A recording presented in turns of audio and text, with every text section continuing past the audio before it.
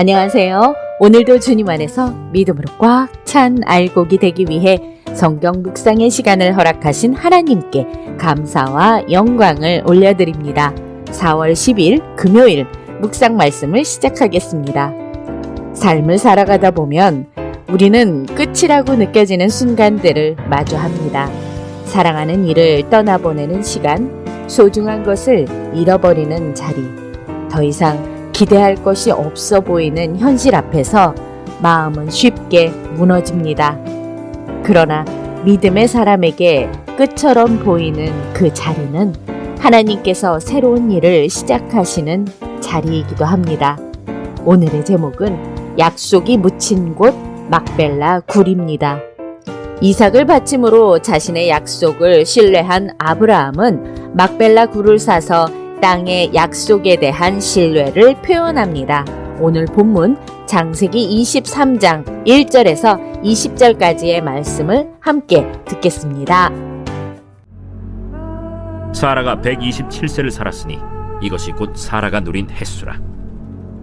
사라가 가나안 땅 헤브론 곧 기럇 아르바에서 죽음에 아브라함이 들어가서 사라를 위하여 슬퍼하며 애통하다가 그 시신 앞에서 일어나 나가서 헷 족속에게 말하여 이르되 나는 당신들 중에 나그네요 거류하는 자이니 당신들 중에서 내게 매장할 소유지를 주어 내가 나의 죽은 자를 내 앞에서 내어다가 장사하게 하시오. 헷 족속이 아브라함에게 대답하여 이르되 내 주여 들으소서. 당신은 우리 가운데 있는 하나님이 세우신 지도자이시니 우리 묘실 중에서 좋은 것을 택하여 당신의 죽은 자를 장사하소서. 우리 중에서 자기 묘실에 당신의 죽은 자 장사함을 금할 자가 없으리이다.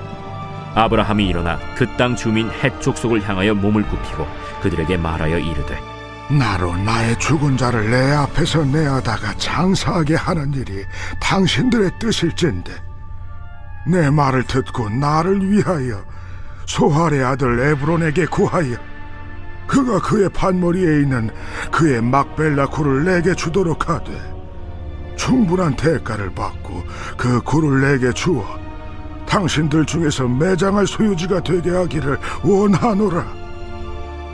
에브론이 헷 족속 중에 앉아있더니 그가 헷 족속 곧 성문에 들어온 모든 자가 듣는 데서 아브라함에게 대답하여 이르되 내 주여 그리 마시고 내 말을 들으소서.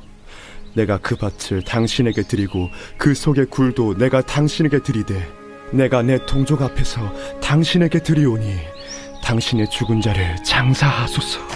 아브라함이 이에 그 땅의 백성 앞에서 몸을 굽히고 그 땅의 백성이 듣는 데서 에브론에게 말하여 이르되 당신이 합당히 여기면 청하건대 내 말을 들으시오. 내가 그 밭값을 당신에게 주리니 당신은 내게서 받으시오. 내가 나의 죽은 자를 거기 장사하겠노라. 에브론이 아브라함에게 대답하여 이르되 내 주여 내 말을 들으소서. 땅값은 은 400세겔이나 그것이 나와 당신 사이에 무슨 문제가 되리이까. 당신의 죽은 자를 장사하소서.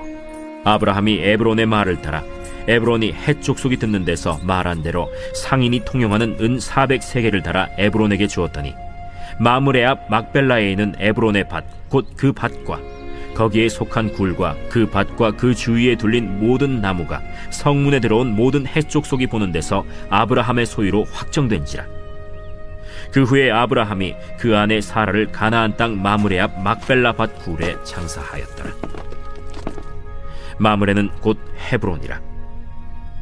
이와 같이 그 밭과 거기에 속한 굴이 헷 족속으로부터 아브라함이 매장할 소유지로 확정되었더라. 오늘 우리에게 주시는 교훈은 무엇일까요? 1절에서 6절 말씀을 보시면 사라의 죽음은 아브라함에게 깊은 슬픔을 안겨줍니다. 그는 사랑하는 아내를 잃은 남편으로서 애통하며 울지만 동시에 믿음의 사람으로서 행동하기 시작합니다. 가나안 땅에 거하던 그는 여전히 거류민의 신분이었고 자신이 소유한 땅은 하나도 없었습니다. 그럼에도 아브라함은 사라를 묻을 땅을 구하려 합니다. 하나님은 이 땅을 그의 후손에게 주시겠다고 약속하셨지만 아직 현실적으로 아무것도 소유하지 못한 상태였습니다. 그럼에도 그는 약속을 미래의 일이 아닌 현재의 현실로 받아들입니다. 하나님의 약속은 이미 주어졌지만 완전히 성취되지는 않았습니다. 그러나 믿음은 그 약속을 현재의 삶에서 붙들며 사는 것입니다. 7절에서 16절 말씀을 보시면 아브라함은 헷 족속과의 정중한 협상을 통해 막벨라 굴을 구하려 합니다. 그들은 호의적으로 무상 제공을 제안하지만 아브라함은 반드시 값을 치르고 정식으로 소유권을 확보하려 합니다. 그는 에브론에게 은 400세겔을 지불하며 공개적인 자리에서 거래를 완성합니다. 아브라함은 하나님이 약속하신 땅을 믿음으로 선취합니다. 비록 작은 굴 하나일 뿐이지만 그것은 장차 이루어질 하나님의 약속의 첫 열매와 같습니다. 이 막벨라 굴은 이후 아브라함과 사라 그리고 후손들이 묻히는 장소가 됩니다. 죽음의 자리처럼 보이지만 사실 하나님의 약속이 심겨진 자리입니다.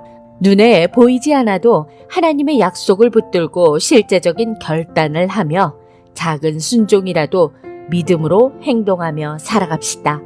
17절에서 20절 말씀을 보시면 막벨라 굴의 소유권은 공식적으로 확정되고 사라는 그곳에 장사됩니다. 이는 공식적으로 하나님의 약속이 땅에 심겨지는 순간입니다. 아브라함은 죽음을 통해서도 하나님의 약속을 이어갑니다. 이후 이 땅은 이삭과 리브가, 야곱과 레아가 묻히는 믿음의 공동체의 장소가 됩니다. 즉 막벨라 굴은 하나님의 언약이 세대를 넘어 이어지는 상징적인 공간이 됩니다. 죽음의 자리였던 그곳은 결국 약속의 확증의 장소가 됩니다. 믿음의 사람들은 눈에 보이는 현재를 넘어 하나님이 이루실 미래를 바라보며 살아갑니다. 약속은 때로 묻히는 것처럼 보이지만 결코 사라지지 않습니다. 눈에 보이지 않아도 하나님의 약속을 심으며 하나님이 이루실 미래를 바라보며 살아갑시다. 기도하겠습니다.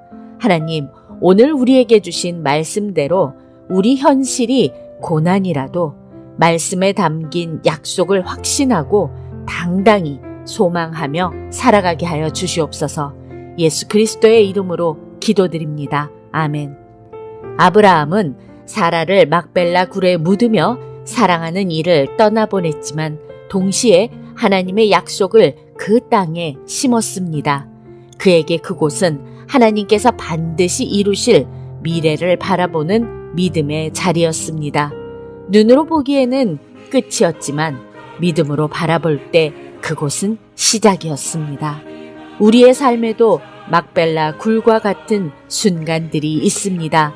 그 시간 속에서 우리는 하나님의 약속을 붙들고 하나님을 신뢰하는 삶을 살아갈 것을 결단하며 오늘도 광야 같은 세상에서 하나님의 말씀으로 승리합시다. 저는 내일 다시 찾아뵙겠습니다.